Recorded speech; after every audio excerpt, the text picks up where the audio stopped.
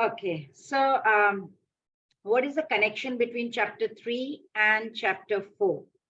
So what did Lord Krishna explain in chapter 3? He explained that lust that we were talking about, it covers the knowledge. Whatever little knowledge we have, it covers the knowledge. And that ignorance, it is this, the ignorance, not having that knowledge, what does it do? It is binding us to this world. So if we do work, detached work, dutiful detached work, or karma yoga, like we learned in chapter 3, it means we are going to attain transcendental knowledge. It means given to attain transcendental knowledge. Now, chapter 3, what did it do? It glorifies transcendental knowledge. What did it say? It says, you know what? You can elevate from Sakam Karma Yoga to Nishkam Karma Yoga, where you are doing everything for Lord. And then you can even use your intelligence, your strength, and in Krishna consciousness, and overcome all these lusty desires that we have. And we also can, get the power to purify our consciousness. And we can go from mode of passion to mode of goodness. Now, coming to chapter 4. So what is chapter 4 doing? It is emphasizing in the yoga of knowledge, transcendental knowledge, and how this knowledge has been received. Lord Krishna is going to tell in this chapter. So in chapter 3.30, what did it mention? That to perform the highest level of karma yoga, you must surrender all your work to Krishna. You must know. For that, you must know who Krishna is, right? So chapter 4 will tell us this knowledge. It is going to tell us who Krishna is, what is transcendental knowledge. We are going to know the history of Bhagavad Gita. How did it come? That's eternal education. It has come from long time ago. So we will come to understand here. Then why did Krishna choose Arjuna to deliver the science of Bhagavad Gita? Why did he choose only Arjuna as a devotee? Krishna is going to remove all the misconceptions. And then why does he appear? Where does he appear? How does he appear? Lord Krishna, how does he appear? And then removing the reactions. Also the 4 divisions. This human society have been divided, right, in 4 divisions. And what is the topmost sacrifice? We'll learn about all this in this chapter. So let's start. What is the name of chapter 4? Yoga of knowledge. Yoga of knowledge. Very good, very good. Yoga of knowledge. Now, why are we giving so much stress on Bhagavad Gita? It has been spoken by a personality who is above all the imperfections. He doesn't have any imperfection, that is why we are giving so much, because that personality is so great. And what are the imperfections that we have? You can remember, like, that ICICI Bank is there, right? So just short form, I'm telling you, remove that last ICIC, you remember. So what is I? Illusion. We're completely under illusion. For example, at night time, even our body also, right? We are saying that, this is my body. That's illusion. This is not my body. Mine is what? Soul. I have a body and I am a soul. That's the illusion we are having. We are living in this illusion that this body is going to be with me permanently, forever. We take care of the body like anything, right? Another example that we can think of is like in darkness, when you're walking from your bedroom to the, say to the toilet or outside balcony, and you find something down. It might be just, a rope, curling rope also. You may think snake, and you will say, oh, here is a snake. It's not a snake. It's just a curling rope which is lying down there as a snake. So that's an example of illusion. We are completely under illusion.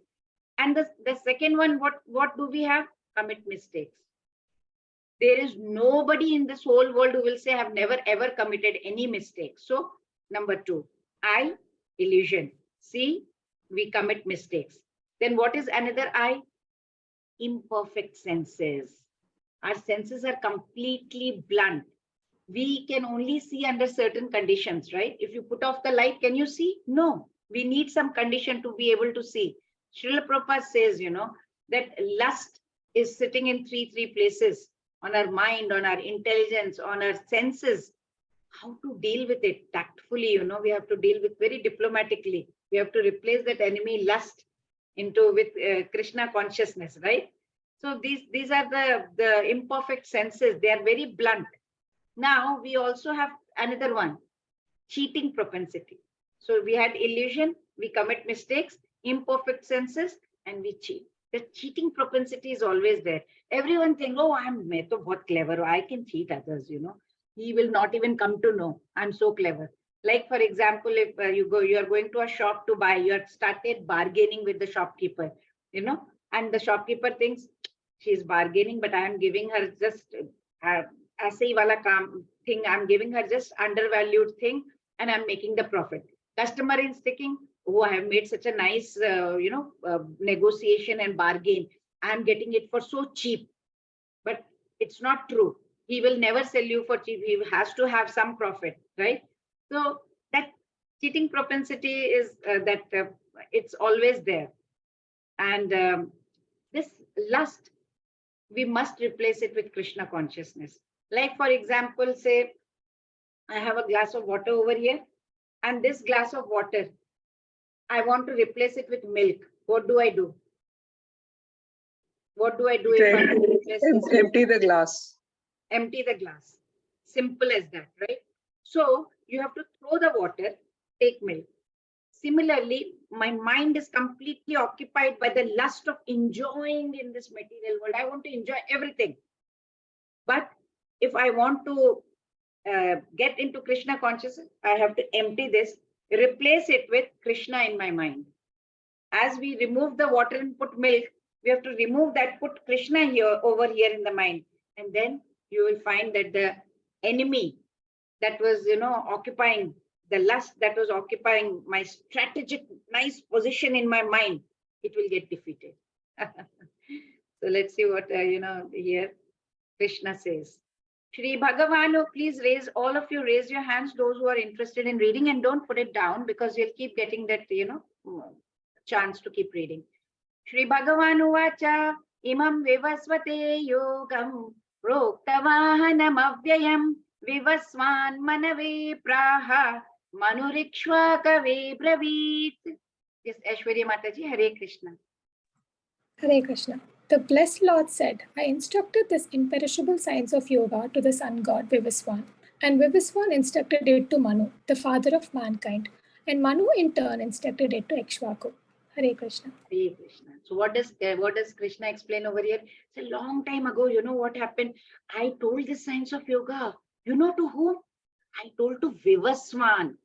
Now, who is Vivaswan? Like, for example, Aishwarya. If I say Aishwarya is just a manager, for example, she is a manager. Now, manager is not the name, right? Aishwarya is the name. Similarly, sun god. Sun god is the position. He is the sun god. His name is Vivaswan. Same way, Lord Krishna spoke to Vivaswan more than 120 million years ago, right? And as I told you, who is Vivaswan? It's the name of the Surya god or the sun god. And he says, Vivaswan Manave Praha. Vivaswan again repeated the same thing, history of Bhagavad Gita, to his son. Vaivasvata Manu. There's many Manus. This was Vaivasvata Manu, his son's name. So who is called Manu. And Vivasvan Manave Praha Manurikshva Kave Bravit. So what did Manu do? He told his disciple, whose name was Ishvaku. Who was Ishvaku? A king. Maharaj Ishvaku. He was a great king. Who was he? He was the ancestor, forefather of Ramachandra, Lord Ram, that dynasty. His ancestor, Ishvaku, was in his Lord Ram's forefather. So you can imagine how old Bhagavad Gita is, right? So let's see what Krishna says further. Krishna first imparted the science of Bhagavad Gita to Vivaswan. Vivaswan. Very nice. Who imparted transcendental knowledge of Bhagavad Gita to Ishvaku? Manu. Manu. Correct. Yes, Surekha Mataji, Hare Krishna. Hare Krishna Mataji. This supreme science was thus received through the chain of disciplic succession, and the saintly kings understood it in that way. But in course of time, the succession was broken, and therefore the science as it is appears to be lost. Hare Krishna.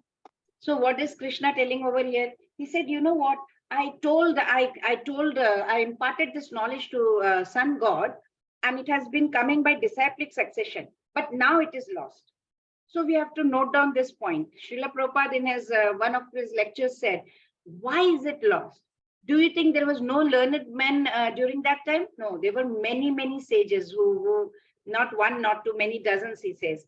But still Lord Krishna said that knowledge which I exactly imparted to Sun God is now lost.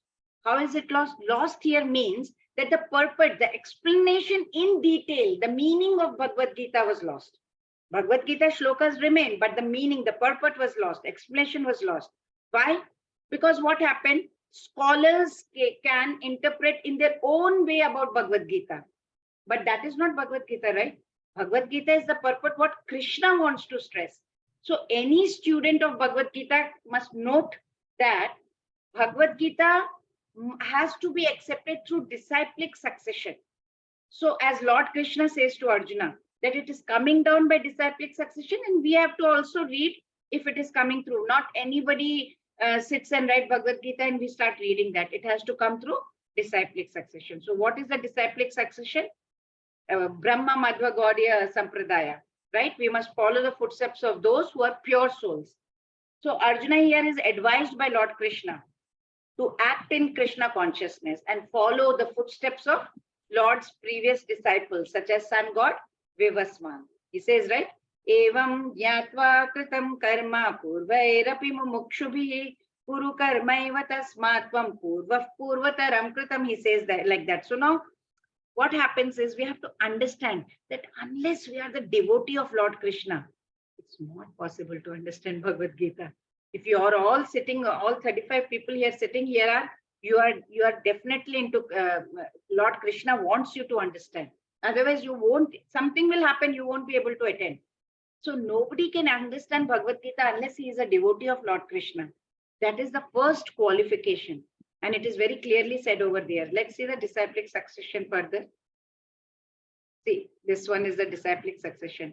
The shloka goes like this: Ramanujam Sri Vichakre Madhvacharyam Chaturmukham Shri Vishnu Swaminam Rudro Nimba Aditya Chatussanha.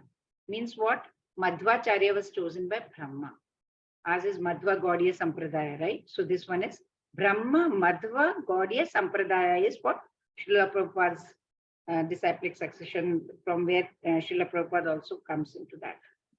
And we all belong to that one. Then comes Ramanujacharya. Ramanujacharya was chosen by goddess Lakshmi to represent her Sampradaya. Vishnu Swami was chosen by Rudra. And Nimba Aditya was chosen by the four Kumaras.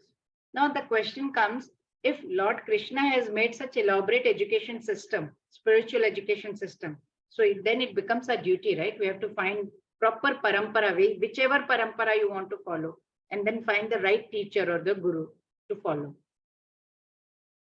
The process of receiving transcendental knowledge is To understand To it understand it through disciplic succession. succession. Correct. Who was the first recipient of transcendental knowledge from Krishna? Sun God. Sun God. Very good. Yes, Binda Mataji, Hare Krishna. Hare Krishna. The sun god Vivaswan is senior by birth to you. How am I to understand that in the beginning you instructed this science to him? Yes, so here what is Arjuna saying? That sun god is very senior by birth to you, Krishna. That ancient science of relationship with the Supreme is told to me by you. Lord Krishna is saying, because you are my devotee as well as my friend. So you can understand the transcendental mystery of this science. So Arjuna is asking, you are telling me, fine, I understood that you are trying to tell me. How did you teach sun god? Why is he saying that? He is not asking for himself.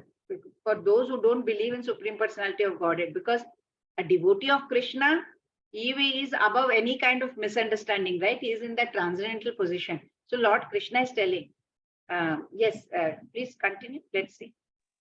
So Krishna So says, Krishna says, many, many births, both you and I have passed.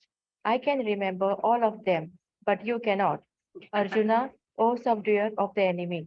yeah. So what he's saying, so many births have passed, right? You cannot remember. We are all normal human beings. We cannot remember everything. Krishna, he is, what did he say? Bahuni me vatitani janmani tavacha Arjuna tanyaham veda sarvani natvam vetha parantapa. You cannot remember. I can remember. Why? Because he is Supreme Personality. He is Satchit Ananda. And what does Brahma say about Lord Krishna and his form? He says, Advaitam Achyutam Anadi Anantarupam Adyam Purana Purusham Navayovanam Cha Vedeshu Durlabham Adurlabham Atma Bhaktau Govindam Adi Purusham Tam Aham Bhajami. I worship that Govinda. He is original person. He is absolute. He is infallible. He is without beginning. And he is oldest. Yet he is a person who always looks very young. Navayovanamcha, always looks like fresh youth. So you can never find a picture of Lord Krishna as old, right? He's always young, always, even though he is the oldest, he always looks the youngest. So devotees like Arjuna, they are constant companions in whatever Leela. Lord Krishna will come down with all his teammates. Okay, let's go down. So Arjuna has always been his companion. Whenever Lord wants to come down over here, all his associate devotees will also come down to serve the Lord in different capacities, and Arjuna is one of those devotees. But in this verse, it is understood very, very clearly that some millions of years ago, when Lord Krishna spoke to Bhagavad Gita to Sun God, Arjuna must have been present over there in a different capacity, right? But the difference is between the Lord and Arjuna is Lord remembered all the incidents. He can, of course, because he is, of course, Satchidananda Vigraha. But he is, there is no distinction between his body and himself. For us, Arjuna, he came as a being, right? So he could not remember. That is the difference between, we being part and parcel living entity of the Supreme Lord. So although Arjuna has been here, Parantapa, Krishna told Parantapa. Parantapa means person who can even defeat the enemies. Yet he is not able to recall what had happened in his previous, past births. Advaitam Achyutam Anadi Anantarupam Adyam Purana Purusham Navayovanam Cha, related to Brahma Samhita. Brahma Yes. Brahma Samhita. Samhita. Correct. Why did Krishna decide to reveal transcendental knowledge to Arjuna? Because Arjuna was a devotee and a friend. Very good, very good. What is the difference between Krishna and Arjuna? Krishna can remember all incidents. Yeah, correct. So this you can get in PDF form also. You can see that, but I'll quickly go through all this. You can go through in detail when you get that PDF, right? So there are 4 yugas, as you can see. Kali Yuga, Dwapar Yuga, Treta Yuga, Satya Yuga. All the 4 yugas become one Divya Yuga. And then 71 Divya Yugas become one Manvantara. And then 14 Manvantras, 15 Sandhyas become one Kalpa, a day of Brahma. And that is the life of Brahma. You can see how many Kalpas, 36,000 Kalpas become the days of Brahma, and equal number of nights also. So you can see this in detail when you get the PDF. And this is the life of Brahma. Till now, 50 years have passed. You can imagine. 6 manvantras are over. 27 cycles of 4 yugas are over, right? And this many Kali Yuga, this much time has gone already. 5,117 years have gone. And 50 years of Brahmaji has gone so far. This is his 51st year, I guess. And Gita was spoken 120 million years ago to Vivaswan. And Gita came on earth 2 million years ago. There, all the calculations are there. You can always go through all the mathematics. This is 1 second of Brahma, 1 minute. Then this much is 1 hour and 1 day of Brahma. You can see. So let's see how does Krishna appear, right? Juma Mataji, Hare Krishna. Although I am unborn and my transcendental body never deteriorates, and although I am the Lord of all sentient beings, I still appear in every millennium in my original transcendental form. Yes. Hare Krishna. Hare Krishna. But, surprisingly, astonishingly, he never ages beyond you, right? At the time of Battle of Kurukshetra, he actually had many grandkids at home. Like if you see by this material world calculations, he was very old that way. But he looked like he was maybe like 20, 25 years old. What Brahma said, right? Advaitam Achitam Anadi Ananta Rupam. We can never see a picture of Krishna who looks old, right? That's why he says, I am unborn. My transcendental body never deteriorates, he says. That Brahma Samhita also he said, right? That Adyam Purana Purusham Navayovanam Cha. So that's what, and he says, I keep coming millennium after millennium in my original transcendental form. Who are these two in the picture? Anybody who can tell? No one? No one? Devaki. Yashoda. It's Devaki and Vasudev. What is happening? Anybody can tell?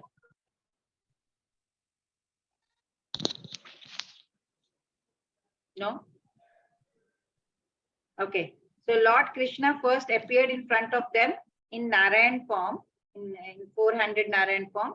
And then the Devaki and Vasudeva worshipped him. And then they wanted to see him in 200 form as their, they were devotees, right, of Lord Krishna.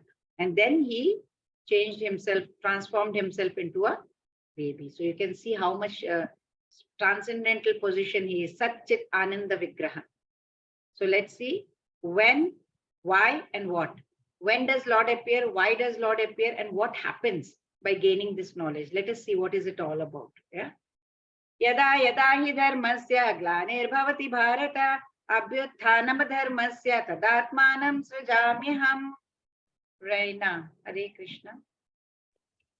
Hare Krishna. Whenever and wherever there is a decline in religious practice, O descendant of Bharat, and a predominant rise of irreligion, at that time I descend myself. Hare Krishna. So when does he appear? He appears according to his own will. Okay, nobody is telling him when to come and when not to come. Whenever he feels like, he will come. So when does he feel like? Whenever he says, okay, too much of irreligion is going on, and the true religion is disappearing somehow. Then that's when he starts to think, okay, I think it's time I should interfere. The whole purpose, the whole mission of all these incarnations that happens is to arouse Krishna consciousness everywhere, right? If that doesn't happen, he comes down, he changes everything, he cleans everything and then goes. Okay, who is there in the picture here? Anyone who can tell what is happening? Is Devaki Mata and Kansh who's trying to. Yes, very nice. Yes, what is happening? Kamsa is trying to kill. Kansh is trying to kill because he got to know about the prediction. Yeah, what was that? That was the story from the Krishna book, Mataji, I read. Yes. So what is the prediction? That Devaki's eighth child of Devaki will kill Kansh. Yes, very good. So what is Vasudev trying to do? He is trying to convince Kansh by giving some Sastras, teachings from Sastra, that what is written in teachings, like what is there in Sastra. Yeah, he says it's the eighth child, it says, and first of all, she is your sister, she's a woman, she's your sister. You are not supposed to lay hands on her. You should not be doing it. And moreover, it's the baby, it's not your sister who is your enemy. So baby, I personally will come and give you, what's your problem? And then comes, he says, okay, and then he cools down. Complete the following verse. Yada yada hi dharmasya glanirбhavati bharata abhyuthanam dharmasya. Tadatmanam Tadatmanam sajamyam. Very good, very good. You should learn this by heart. At what time does Krishna appear? Decline in religion.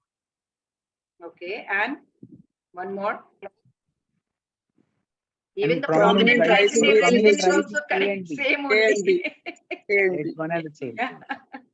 Hare Krishna. Yes. Paritranaya sadhunam vinashaya ch dushkritam dharma samsthapanarthaya sambhavami yuge yuge. Yes, Aishwarya Mataji, Hare Krishna.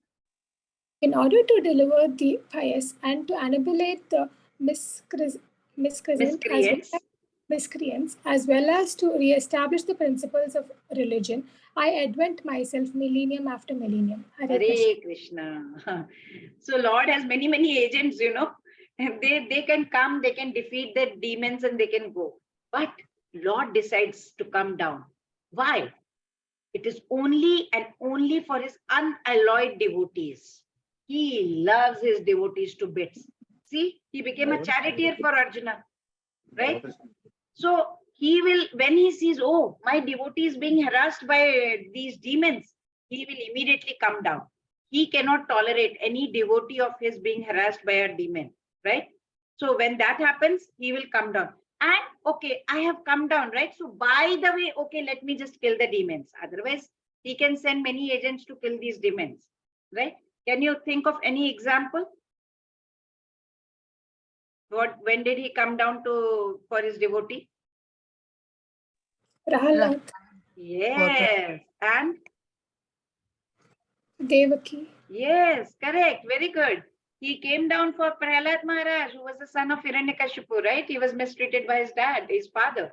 So even Devaki, the mother of Krishna, she was a sister of Kamsa, right? And she and her husband, they were ill-treated by Kamsa. So Krishna said, okay, I'm coming.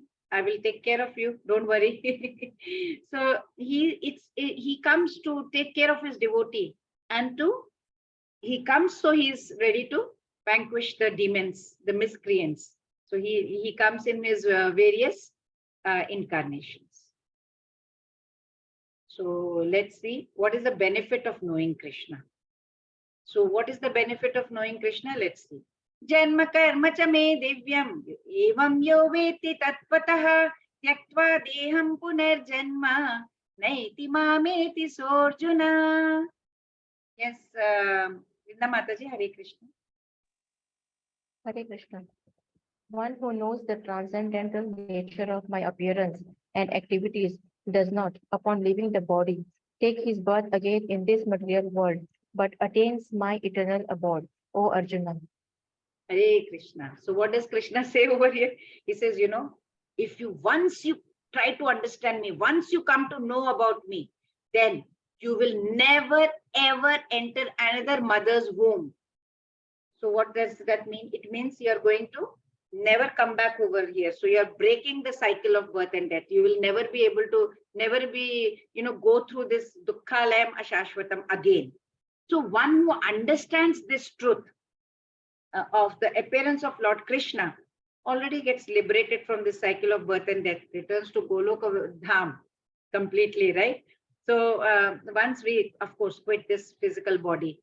So such liberation of living entity from this material bondage is not easy as such. So yogis, what do? They attain liberation after many lot of tapasya they have to do, after many births they get. Even then, you know what? Their liberation, what they achieve? They achieve the Brahma Jyoti. What is Brahma Jyoti? It's only partial, right? That the effulgence of the Lord, the outer part of the Lord. They achieve that Brahma Jyoti. Brahman, you say. But there is a risk over there. When you go into that effulgence, you feel very lonely and there is a risk of always falling down. But the devotees who are completely absorbed in Krishna consciousness, what happens? They can attain the Lord's abode after getting this, ending this physical body. And they don't have the risk of coming down to this material world because they go to Golok Dham, right? So that is what, because what is the benefit? Lord Krishna tells in chapter 13 also, Indriya artheshu vairagyam anahankara evacha Janma mrityu jara vyadhi dukkha dosha anudarshanam means what? Dukkha, janma dukkha jara vyadhi. It is there in material world. You have to take birth, you have a lot of sorrows, miseries, you have disease, jara, vyadhi, all the problems you have in this material world. But it is not there in Krishna's abode. That is spiritual world. So which is better? Of course, Golok Dham, right? Where there is no old age, no sickness, no birth, no death. Everything is beautiful, everything is intact. Person, you will be always happy over there. Do seva to Bhagwan. So what is the difference between we and Lord Krishna? The difference between us and Lord Krishna. Krishna's body is what? Satchitananda, right? Satchitananda. Yeah. And we have gross physical body, right? Which will get over, right? Lord Krishna's body is transcendental, original, and we have gross body. Lord Krishna's body is completely transcendental. Our body is perishable. Once we die, its body is gone. Krishna, who is known as Govinda also, he is the supreme Godhead. He is eternal. He is blissful. He has spiritual body, right? He is the origin of all. We have learned in Brahma Samhita also. He is the cause of all causes. As Brahma Samhita, what does it say? Brahma Samhita, even the first shloka says, Ishvara Parama Krishna Satchidananda Vigraha Anadiradi Govinda Sarva Karana Karanam. He is the cause of all causes. Sarva Karana Karanam. Just because we cannot see something and it is invisible does not mean that it is not there. For example, mind, our intelligence, our ego. Can you see that? Can you see your own mind? Can you see your intelligence? Can you see your ego? It's invisible. You can't see it. It's like physical body you can see, but you can't see your own mind, intelligence, and ego. But does that mean it is not there? It is there. So we have two kinds of bodies, like a gross body, which is there right here. Earth, water, fire, air, ether. It is made up of this. And then we have a subtle body also, mind, intelligence, and ego. You can see this body, which is made up of earth, water, and so on. But can you see this mind, intelligence, ego, subtle body? No. Can you see your mind? Can you see your intelligence? No. But everybody knows that you have a mind, I have a mind, everybody has a mind. We say that. So if we accept that subtle body is there, even though we cannot see it, similarly, the soul is also there. We cannot see it. Soul is covered by this subtle and gross body. So what is known as death is the end of this gross body. Death means the end of this body. The subtle body is still there. Mind, intelligence, ego is still there. And along with the soul, it goes. The subtle body remains, carries the soul to a place where he can again grow. He will find another body and go into that material body, suitable for fulfilling the desires of his mind, whatever last stage, whatever he is desiring, right? So the difference here is God is always young, same, permanent. We are temporary. God's form is spiritual. We have physical body that it keeps changing. He and his form both are same, right? Our body is different from soul. He has he controls the three gunas, modes of material nature. We are controlled by three gunas. Sometimes we are in mode of goodness, sometimes mode of passion, sometimes mode of ignorance, right? Right now you're all sitting learning Bhagavad Gita here very nicely. So you're in Sattva Guna. The moment you are going to shout at somebody, you suddenly become into mode of ignorance and you get very angry. So we are like puppets, in the hands of three gunas. So let's see why Lord Krishna appears. What are the three reasons for his appearance? Anybody knows? Try. Why does he come? To restore dharma. Yes. Decline in religion whenever there's Yes. a decline. Yes. In the demons. Correct. To protect his devotees, number one. To Yeah. destroy the demons and to re-establish the principles of religion. Very good. Good answer. Very nice. Although Krishna mentions three reasons for his descent, which among them is the most important reason? Most important. To deliver the pious. Yes, very good. Deliver the pious. Yes, please. Aishwari Mataji, Hare Krishna. Being freed from attachment, fear, and anger, being fully absorbed in me and taking refuge in me. Many people in the past became purified by knowledge of me, and thus they all attained transcendental love for me. Hare Krishna. Hare Krishna. Very, very difficult, for anybody. If we are in this material world, so much absorbed in this Maya, it's very difficult to understand the personal nature of Supreme Personality of Godhead. So Lord Krishna said, right?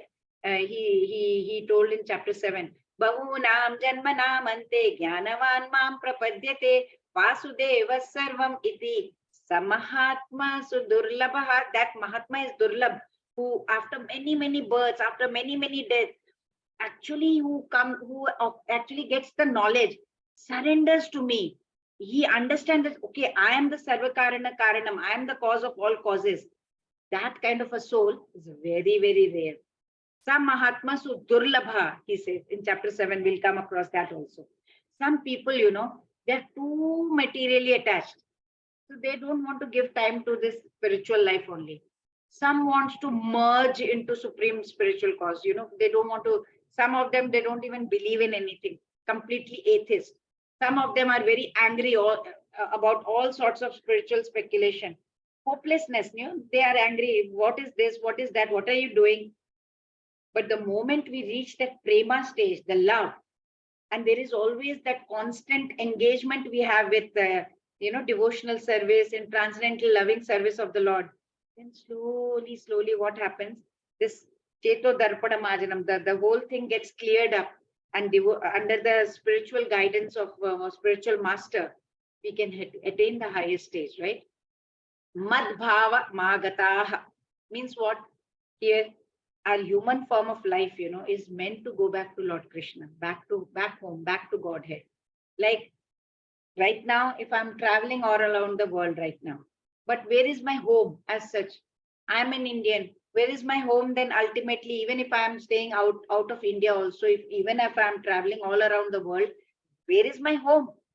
It is India. But I'm going to so many countries. I'm going to Europe, I'm going to America, I'm staying outside. But ultimately, if I say my home, what is my home? India. Similarly, we are all part and parcels of Lord Krishna. We are his. Lord Krishna says, Mame Vamsho Jiva Loke Jiva Bhutas Sanatana. Krishna says, all of you are my part and parcel. So if if somebody understands that this is not my home, I'm wandering in these foreign countries, that is knowledge. I'm wandering. This is not my home. I know my home is India. Similarly, we should understand that we are over here temporary, like a hotel stay. Ultimately, we have to go back home, back to Godhead. But those who don't have that knowledge that I'm traveling in foreign countries, I have to ultimately go back home. But they don't have that knowledge. They're thinking, okay, I will be traveling all throughout my life.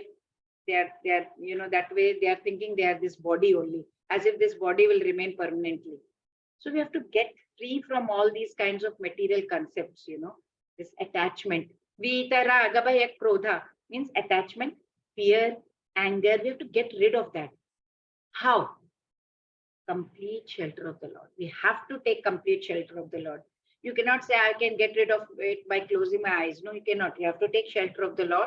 And of course, you have to be guided by a bona fide spiritual master and follow regulative principles. Then we can achieve the abode of the Supreme Lord. So if suppose we surrender, if somebody surrenders to Lord, what happens? Let's see that. Yes, Vinda Mataji, Hare Krishna.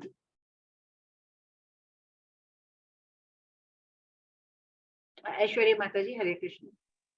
As all surrender unto me, I reward them accordingly. Everyone follows my path in all respects, O son of Pritha. Hare Krishna. So in all respects, we need to have that bhakti. Devotion is very important. That bhava has to be there. Shraddha faith has to be there. Then love. If you are rude, no one listens, right? Love is something which will bind. Lord Krishna is completely bound by the love. Prema. Look at picture number 1. The cow's love for Lord Krishna. It's lying at Lord Krishna's feet. And picture number 2, you can see, Lord is loving the cow. He reciprocates. Whatever way you do, Lord will do the similar way. As you surrender unto me, I reward them accordingly. You love me, I love you. Simple. And picture number 3. What is Gopa doing? He is serving the Lord. Picture number 4, you can see Krishna serving his friends. So, he will do accordingly. He is fully realized only and only by pure devotees. He will reciprocate, try that. With pure devotees, he will reciprocate, like whatever way devotee wants him. Some devotee may want him as, supreme master. Some may want him as, hey, Krishna, you have to be my sakha, my personal friend. Some may say, I want you to be as my son. Some may want him as a lover. Krishna rewards all his devotees equally, according to different intensities of love for him, whatever way. All of these planetary systems, all of this universe, everything is resting on the energies of Krishna. So like all the planets you can see in the solar system, they are resting in the sunshine. Everything that has been created, it's all resting in Krishna shine, you can say. All of these potencies of the Lord, they give pleasure to a devotee. Devotee looks around everywhere and say, oh, wow, Krishna, what creation you have made, right? So, but one who is envious of Krishna, he will reject. What Krishna you're talking about? Nothing. There is nothing like that. It just earth came by itself only. But one is a non-devotee. Krishna's statements, it's like what Krishna is saying like this, as all surrender unto me, I reward them. What is Krishna saying? It seems to be like complete bluff. But when one is a devotee, oh my God, Lord is so powerful. Lord is so great. And then that love, he's filled with love, filled with adoration, right? Non-devotees will be thinking, Krishna says, I'm God. And they and everyone else can be the same, right? Everybody is God. But if asked, you can ask somebody, okay, you think you're also Krishna? Okay, fine. Show the universal form. They cannot do it. That's the difference between a pseudo God and real God. So Krishna's pastimes cannot be imitated. Krishna had married 16,108 wives, kept very nicely also in so many palaces. But ordinary man, it's very difficult to keep only one wife. So it's not that, Krishna just spoke so many wonderful things. He also acted wonderfully. We should not believe one thing that Krishna says, okay, Krishna is saying this, I will believe. But this one, I don't want to believe. That you cannot do. If belief is there, it has to be 100% belief, right? Hare Krishna. There is a story also accordingly, but I don't know whether we have time or not. Shall I? There is the story of Narad Muni, who once asked a Brahmana, said, Brahmana asked him, Narad Muni, you're going to meet the Lord, you're going to Vaikuntha. Oh, please tell him, ask him, when am I going to get moksha? When am I going to get my salvation? When am I going to get mukti? Lord, Narada Muni said, okay, fine. I'm going to him. I will ask. Okay. And then Narada proceeded. There was a cobbler, Mochi, who stitches shoes, right? Who mends shoes. He was sitting under a tree. He was mending the shoes. Cobbler also asked the similar question. So you're going to see God, Narad Muni. So can you please ask God, when will my salvation time come? Narad Muni went to Vaikuntha planets. He fulfilled their requests. He asked Narayana. He said, the Brahmana and the cobbler Narayana, they were asking about this question. What do I say? So Lord Narayan said, okay, you tell them, after leaving this body, the cobblers will come back to me. So what about Brahmana? Narad Muni asked. He said, I think he still has to stay there for number of births, many more number of births. I do not know when he is coming, but tell the cobbler he is coming to me. Narad Muni was very much astonished. He said, okay, I don't understand your way of telling. It's completely mystery to me. So then he said, don't worry, just go and tell them that. So when they will ask you that what I'm doing in my abode, in my Vaikuntha, tell them, I am threading the eye of a needle with an elephant. I took an elephant, I'm trying to thread the eye of a needle. Samajh gaye na? Sui mein dhaga dalna. With elephant, I'm trying to put the elephant inside the eye of the needle. So Narad Muni came back to the earth and he approached the Brahmana. Brahmana said, oh wow, you went to see the Lord. What was he doing? He said he was threading an elephant through the eye of a needle. What? I don't believe such nonsense. What are you saying? He said. Narad Muni immediately understood. Man had no faith, no Shraddha. He was simply a reader of books. He was reading, getting jnana, but not having any faith. Then he went to the cobbler. He asked, cobbler asked, you went to Vaikuntha, Narad Muni, what did the Lord say? What was he doing, by the way? He said, you know what? He was threading an elephant through the eye of a needle. Cobbler began to cry. He started weeping. He said, oh my God, my Lord is so wonderful. He can just do anything, you know. So he said, do you really believe that Lord can push an elephant through the eye of a needle? Cobbler said, why not? He is the Lord. He is the Supreme Personality of God. Of course, I believe it. How is that? You can see, I'm sitting right under this banyan tree. Cobbler answered, and you can see so many fruits are falling down daily. And in each fruit, there is a seed, you know. Each seed, there is a banyan tree. So many fruits are falling daily. And in each seed, you can see there is a banyan tree like this. So you sow the seed, banyan tree will come out. Who can do like this? It is so difficult to accept that Lord is pushing an elephant through the eye of a needle. What are you saying? If from a small seed, a huge banyan tree can come out, Lord can do anything. So this is called faith. It is not the question of blindly believing something. There is a reason behind the belief. If Krishna can put a large tree within so many little small seeds, right? Is it so astounding to see that he's keeping all the planetary systems floating in the space through his energy? Many scientists may, of course, say and think that planets are held by the space simply, you know, there is some reason behind it, and behind nature there is. But scientists may think that the planets are being held in the space simply by nature alone. But it is that behind nature, who is there? Supreme Lord. Nature is also acting under his guidance. Like Lord Krishna, what did he say? He said, Maya Dhyakshena Prakritihi Suyate Sacharacharam Hetuna Anena Kaunteya Jagad Viparivartate. I'm doing everything, right? So we have to understand that Lord is everything. And if we surrender completely, he will reward us accordingly. What is the result of properly knowing about Krishna's experience?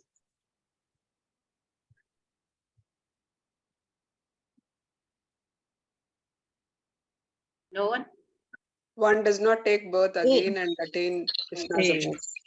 Correct. Very nice. Okay. Vrinda Mataji, Hare Krishna. Hare Krishna. Men in this world desire success in fruitive activities, and therefore they worship the demigods.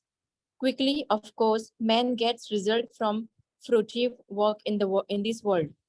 There is a lot of misconception also about devatas of this material world. You know, the devatas are not different from forms of God. They are God's part and parcel only. They are God's different limbs, right? But Hritagnyana means people who don't, they worship devatas because they want what? They want immediate results. Lord Ganesha, give me this. Lord Shiva, give me this. Lord Devi, give me this. They get the results. But they should understand that the results, whatever they have obtained, are very much temporary. That's what is explained here in Bhagavad Gita, right? And we will learn more about it in chapter 7 also. Whatever we have got, it's temporary. Whatever boons, whatever wishes devatas give us, they are material, they are temporary. Why? They are after, you know, we are after sense enjoyment. Mostly, you know, they're mostly interested, the people are interested in material enjoyment, right? So they worship devatas. Like you can see the examples of Hiranyakashipu who worship Lord Brahma to get the boon. He was selfish, he was cruel also. He had attitude. Ravana, he also worshipped Lord Shiva. He got lot of ahankara, ego. Did they have pure bhakti? If they had worshipped Lord Krishna, would he have got this boon so quickly? So better is do good, get immediate benefit from them, the devatas. But if we completely surrender to God, we don't have to come back to this material world and face anything, because Supreme God is one. And the devatas, they have been given different managerial positions they have got to manage this material world, right? Whoever is very intelligent, is always in Krishna consciousness. He doesn't have to worship any devatas. He doesn't have to believe, because he knows devatas are also part of God only, different part and parts for limbs of God. So they don't have to, I don't have to take care of my hand. I can take care of the whole body, right? So if I take care of the whole body, if I'm going to water the root, then I don't have to water the single leaf. I don't have to water a single trunk, right? If I water the root, it goes to everything. Similarly, if we worship Lord Krishna, we are worshipping, the devatas are automatically worshipped. We don't have to run after temporary benefits. So in this verse, it's very clearly indicates that, people are rarely interested in Supreme Personality of Godhead or Krishna consciousness. They're mostly interested in this material enjoyment, and therefore they worship, powerful devatas and all. Hare Krishna. Yes, Aishwarya Mataji. According to the three modes of material nature and the work ascribed to them, the four divisions of human society were created by me. And although I am the creator of this system, you should know that I am yet the non-doer, being unchangeable. Hare Krishna. Chaturvarnyam maya srishtam gunakarma vibhagashah tasya kartaram api mam vidya kartaram avyayam. What are varnas? Like Brahmana, Kshatriya. Brahmana is priest. Kshatriya, soldiers. Vaishyas, like business people. Shudras, like labor class, the service class. But if a person is born in Brahmana caste, he's eating meat, he's eating non-veg, and he's doing everything wrong. He's not a Brahmana. Lord Krishna has very clearly mentioned in this shloka, right? And a Shudra, a service class person, he is doing everything very sincerely. He is not cheating anyone. He is a Brahmana. How? Why? Lord says he is the creator of everything. Everything has born out of him. Everything is sustained by him. Everything is maintained by him. And everything after annihilation rests in him. He is the creator. He is the creator of all the four divisions also of the caste, right? Of the social order, beginning with intelligence class of men. Technically, it's called Brahmana because they are supposed to be situated in the mode of goodness. Next is administrative class, who takes care of the whole thing. Technically, they are called Kshatriyas, mode of passion. Mercantile people, the business people, Vaishyas. Then Shudras, the service class, they are lower. So in spite of his creating these four divisions, Lord Krishna does not belong to any of these divisions because he is not one of us, right? He is not like a conditioned soul. He is different, completely different. So Krishna is removing this kind of misconception in this. He says there is no caste system. All spiritual paths lead to the same destination, right? Caste system is according to the gunas. Gunas means qualities, mode of nature, and karma. Three things. You have to be in a proper guna. What kind of quality you have, what kind of mode of nature you have. You have a mode of goodness, mode of passion, mode of ignorance, and what karma you are doing. So we have to choose our career, our life based on guna and karma, not on external factors, right? That way, what will happen is we will become very good. We will excel in whatever we are doing. So determination of caste by birth is completely disapproved in Bhagavad Gita. By birth, you are a Brahmana, but you are doing all wrong. It's not approved in Bhagavad Gita because Krishna very clearly said that Chaturvarnyam Maya system, guna karma vibhagashaha, according to your guna, your karma, and modes of material nature. The four varnas of the Supreme Lord mentioned were created based on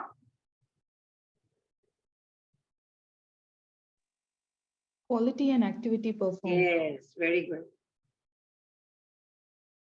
Yes, please, Vidya Mataji, Hare Krishna. Aishwarya There is Mataji, no yes.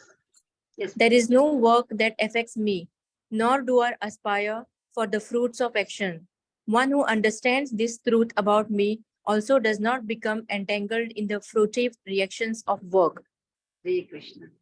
Hare Like Krishna. king, yeah, as king is not subject to the state laws, like king is highest. All the laws of state laws are not applicable to him. He is the ruler. He is the topmost. Similarly, Lord, Lord Krishna, he is the creator of this whole world. All these modes of materialism, that doesn't affect him. He is above all that. For example, like a judge. Judge sits on a chair, right? He's giving his judgment. He's giving his whatever verdict. He's not subject to whatever verdict he's giving. It doesn't apply to him, right? He says he has to go 10 years to prison. Does not mean the judge also has to go. Judge is stating that, right? It doesn't apply to him, but to the whoever is accused or whoever is guilty or whoever is the offender. So what does Krishna do? He only gives them proper facilities for such activities, and the regulations or all the facilities Lord Krishna is giving, but he's not responsible for our karmas, past, present, or whatever karmas. We are only responsible for our karmas. We are responsible for our actions, not Krishna. He gives us all the facilities. Now, how you use it is up to you, right? If you do something wrong, the judge is going to tell you, okay, you have done wrong, go 10 years imprisonment. That's it. That rule doesn't apply to judge. So, but for one who knows this supreme truth, that one is a liberated soul, completely fixed in Krishna consciousness, right? Look at the picture. First picture, you can see Sudama. Who is he? Sudama. Second picture, anybody? Who is he? Bhishma. Bhishma. He has the darshan of Lord Krishna in form of warrior. Number 3, who can tell? Balarama. Balram, Lord Krishna with all the cowherds and cows. Yes. Fourth picture, Arjuna. Arjuna and Lord Krishna. Arjuna, for Arjuna, Lord Krishna became his charioteer also. He can do anything for his devotees. So you can see this. Krishna removes the misconception. You do Devata worship, you will go to that planet. Brahman, Paramatma, Bhagavan. Yeah, Brahman is Sat, eternality, Paramatma. Then Sat, Chit, eternality. Chit is Bhagavan. Sat, Chit, Ananda, all three is Bhagavan. All three. Sat, Chit, and then Ananda, complete Bhagavan. So we have to decide. We have different flights going to different destinations. We have to decide where we want to go, and accordingly we can purchase the air ticket and go. Hare Krishna. Yes, please. Juma Mataji, Hare Krishna. The intricacies of action are very hard to understand. Therefore, one should know properly what action is, what forbidden action is, and what inaction is. Yeah. Hare Krishna. Hare Krishna. So what is karma? It is doing your own duty, right? Action. It can be very great action, small action, and vikarma. So karma, vikarma, and akarma. So we can see this is karma. He is doing his job, right? First picture, karma. He is making a pot. So he is doing his job. Fine. Vikarma means what? You are doing an action which is not recommended. It is done to either, annoy somebody or for your own self-benefit. The car he is parking over there where it is written strictly no parking, right? And akarma means what? Completely you are working in devotion, complete devotion. There is no reaction to that one because you are not doing anything for your own self. You are doing completely for your own, for only Krishna. So we have to understand what kind of karma, what kind of karma we are doing, whether we are doing karma, vikarma, or akarma. Akarma, which has no reaction, completely spiritual. Narada was the biggest devotee of Lord Vishnu, and he was an akarmi, was not doing nothing for himself. He was always helping, like Dhruva Maharaj, everybody. He was even you can see Raja Rantidev. He was the closest devotee of Lord Vishnu. He was also an akarmi. So Narada, of course, he was an akarmi, and Raja Rantidev, there is a story that he used to live in thousands of years ago, of course. But it was told by Shukadev Goswami to Maharaj Parikshit in 9th canto in Srimad Bhagavatam. Lord or King Rantidev, he was completely into Vishnu Bhakti. He was a great Vishnu Bhakt, and he understood that Supreme Lord is present in the heart of all living entities. So he used to treat everybody equally and with a lot of respect, and had a lot of compassion. Whenever he would see somebody needy, he would help them, and he would give away everything. One time he was, ready to sit to eat. He was fasting, for more than, I think, 48 days or so. As soon as he sat down to eat, a Brahmana arrived. So he had to share. He invited them, respected him, gave all the food, and then Brahmana left. Again, he sat down to eat. As soon as he was going to eat, a laborer came. So again, he had to share. He was not any other king, right? He used to honor everyone, whether it's a Brahmana or a Shudra. So as soon as the labor class or Shudra came, he again gave to the Shudra also. Then Shudra, after he left, another guest came. This time, a man was surrounded by dogs, a Chandala, you can call dogs. So he said, "Oh king, my dogs are very hungry. Can you give us? Even I am very hungry." So Lord Rantidev again gave something to it, but hardly there was anything left over there. Then by now, what was it? Only water was left for King Rantidev. When he was fasted for 48 days, he had nothing to eat. Just I was thinking of drinking, an outcast came over there, a Chandala. He appeared tired, hungry. He was begging King, please give me something. I'm so thirsty. Now King did not hesitate even for a second. He immediately gave him water and he said, I pray to Krishna, Lord Supreme Personality of Godhead, for, there are 8 perfections of mystic yoga, right? I don't need any moksha, nothing. Even whatever you give, I just want to help these living entities who are suffering. If I can remove little bit of the suffering from them, then I will be really, I will feel blessed. That's a rare compassion, He was actually being tested by Lord Brahma and Lord Shiva, because Lord Vishnu said, I have a very great devotee. So they said, okay, real, let me go and check.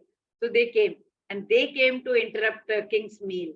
And when they revealed to Rantidev, don't worry, I'm Brahma, is Lord Shiva. He did not take advantage of that situation. He did not say, okay, grant me wishes, even though they were ready to, but he didn't want anything. He didn't want anything. That's akarmi. So imagine King Rantideva nowadays in this modern society, to see such compassion, it's not possible to see now, right? We see all the politicians, they come, they give a lot of lectures and a lot of statements. We will do this, we will do that, till they're elected. That's it. And even charitable organizations, we are so much, we think whether it is correct or not, we are so suspicious of charitable, because there will be so many people who have been found corrupt, right? King Rantideva, he was a king. He could have enjoyed all the opulence that he had, but he was so selfless, right?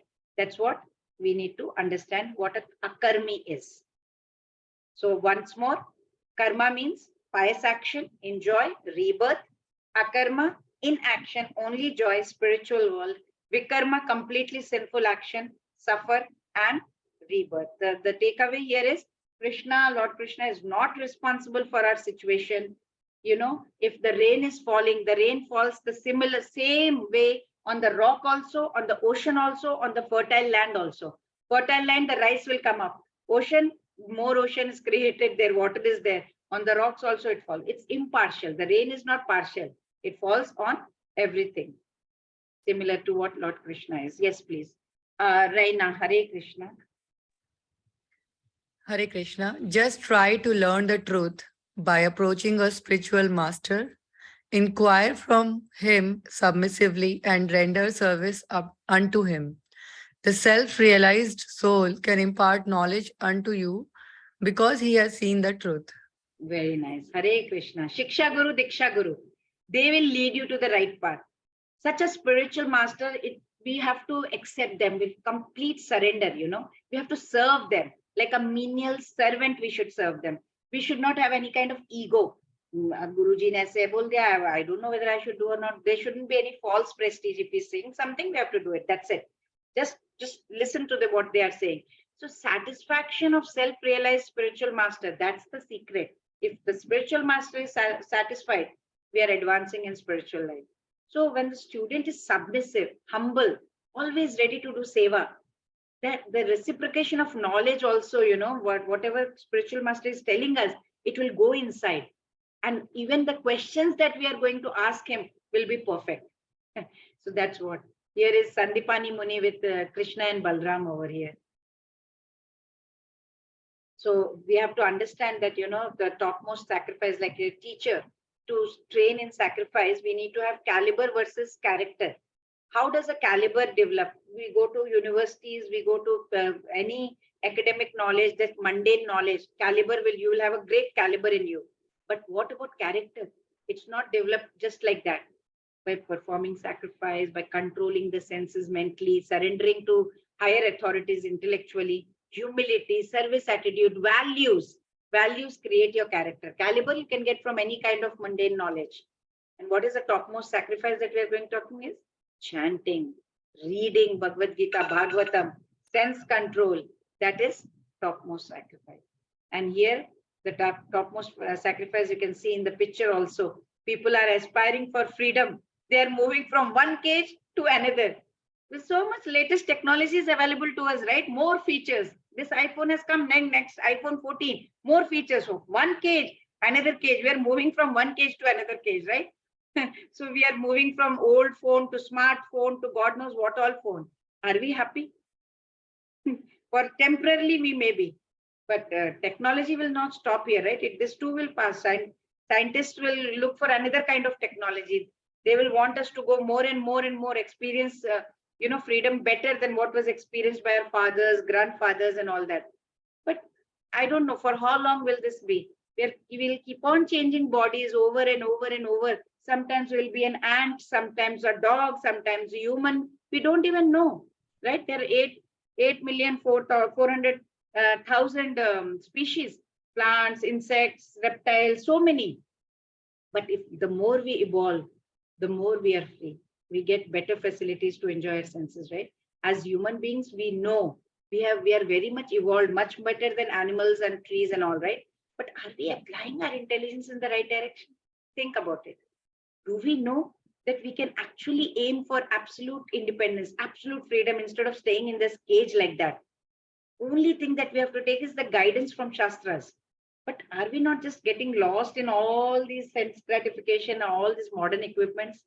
We know it is an illusion, right? We know this whole place is an illusion. We are experiencing, better freedom over there. But we have become servant of our senses. Senses will tell, yahan jao, ye karo, ye khao, wo dekho, and we will act accordingly, right? And we think that, okay, we are free to do whatever we want. But what is the real freedom? Real freedom is get away from that cage and we have to be not the servant, but the master of the senses. The scriptures is telling us 4 regulative principles: no meat eating, no gambling, no illicit relationship, no intoxication, nothing. But are we? We have to regulate that. That will make us free, right? It's very simple, but that's the topmost sacrifice. Yes, please, Aishwarya Mataji. Therefore, the doubts which have arisen in your heart out of ignorance should be slashed by the weapon of knowledge. Armed with yoga, O Bharata, stand and fight. No, Arjuna was declining. Hare Krishna. Arjuna was declining to fight. Now Krishna is advancing. See, Arjuna, pick up your weapons. Okay, fight.